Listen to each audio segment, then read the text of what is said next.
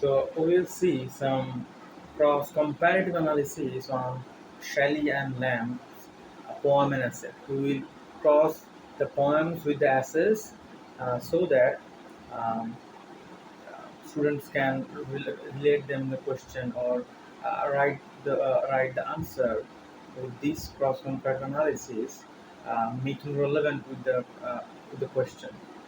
So first one is embodying and diverging from romantic ideology. Let's begin by establishing what we mean by typical romantic ideology so we can understand exactly how both writers both fulfill and complicate these expectations. Think of Romanticism not as a single unified movement but as a constellation of related ideas that different writers interpreted according to their individual temperaments and circumstances. This approach will help you see how Shelley and Lamb each developed distinctive responses to shared cultural concerns. So the four pillars you have identified: nature, imagination, emotion, and individualism provide an excellent framework for understanding both writers' relationship to the literary moment. However, to truly appreciate their achievements, we need to examine how each author transformed or written these common elements through their particular artistic vision and life experience. So there are four pillars we are identified, and that the first is nature, second imagination, third is emotion, and the last is individualism. Okay. Nature as a literary territory. So we first discuss about nature, how nature shapes the shape Shelley and Lamb's artistic vision or their experience in life.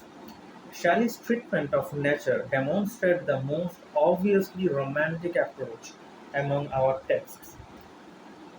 In Ode to the West Wind, nature becomes an active agent of transformation that the poet seeks to join for both personal and political purposes. The wind operates as a symbol of revolutionary force that can sweep away dead institutions while preserving seeds for the future growth. This aligns perfectly with romantic beliefs about nature as a source of both spiritual and political inspiration. Similar to a skylark, Similarly to a skylark, another ode presents the natural world as embodying ideals of spontaneous expression and pure joy that human consciousness can aspire toward but never fully achieve.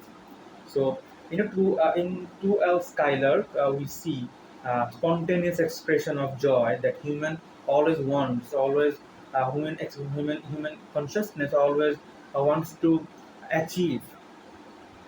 Okay. However, notice how Ozymandias complicates this typical romantic reverence for nature.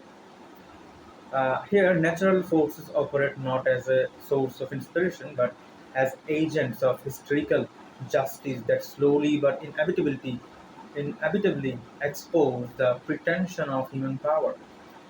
The desert that has covered Ozymandias' empire represents nature's indifference to human ambition rather than its sympathy with human aspiration.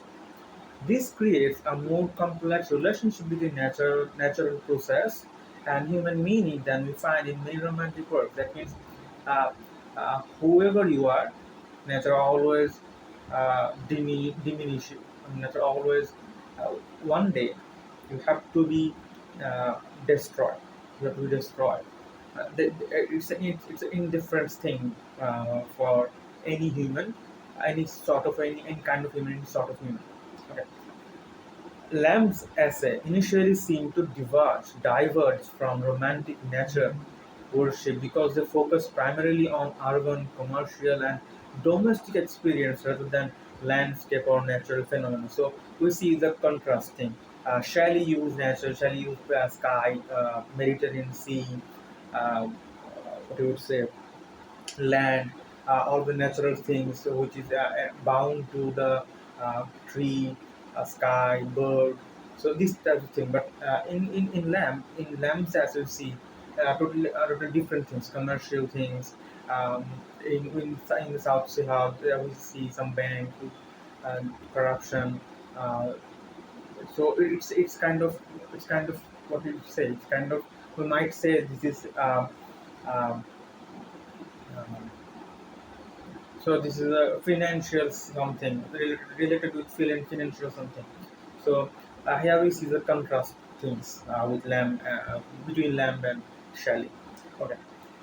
The South Sea House takes place entirely within the built environment of London's financial district, while Green Children occurs in the intimate setting of a domestic interior. So we also see some contrasting in this the two aspects. One is domestic, one is financial, commercial. Yet Lamb achieves something remarkably romantic through his treatment of memory and imagination as natural forces that shape consciousness just as surely as wind shapes landscapes. So, uh, uh, yeah, we see here that uh, the way wind shapes landscapes, Shelley's romanticism uh, shapes his experience or with the urban life. So wind associate with the rural things, and uh, lamps as are comparatively deals with the urban things. Think of it this way: Lamb discovers the sublime and transformative power that romantics typically found in mountains or stones within the more modest territory of personal relationships and social institutions. So